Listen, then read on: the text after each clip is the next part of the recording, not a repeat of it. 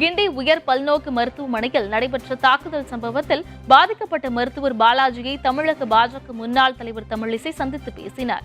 தொடர்ந்து வேந்தர் தொலைக்காட்சிக்கு அவர் அளித்த பிரத்யேக நேர்காணலை இப்போது காணலாம்.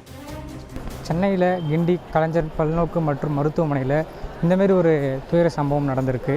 மருத்துவர்களுக்கு எந்த வகையில் பாதுகாப்பு இருக்குங்க?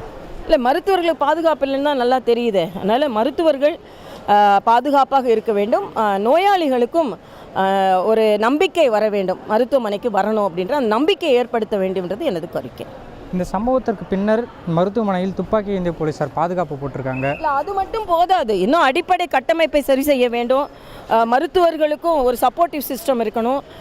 அதே மாதிரி நோயாளிகளுக்கும் நம்ம வந்தால் நமக்குள்ளே எல்லா பிரச்சனைகளும் தீரும் அப்படின்ற ஒரு நம்பிக்கை இருக்கணும். ஆக வெறும் இது மட்டும் போதாது, இன்னும் அதிகமான கட்டமைப்பை சரி செய்ய வேண்டும். நோயாளிகளுக்கு என்ன இந்த விளிம்பில் என்ன சொல்லலாம் நினைக்கிறீங்க நீங்கள் ஒரு மருத்துவராக? நான் ஏற்கனவே சொல்லிட்டேனேப்பா, அதான் நோயாளிகளுக்கு ஒரு நம்பிக்கையை ஏற்படுத்த வேண்டும். அரசாங்கம் இப்போ முதலமைச்சரே இங்கே வரமாட்டேன்றாரு, முதலமைச்சர் வரலை. அதே மாதிரி கரோனா இன்ஜெக்ஷன் போடும்போது கூட முதலமைச்சர் தனியார் மருத்துவமனையில் தான் போட்டுக்கொண்டார். மருத்துவர்கள் மக்களுக்கு அரசாங்கம் ஒரு நம்பிக்கை ஏற்படுத்த வேண்டும். வேந்தர் செய்திகளுக்காக செய்தியாளர் லோகேஷுடன் ஒளிப்பதிவாளர் பாஸ்கர்.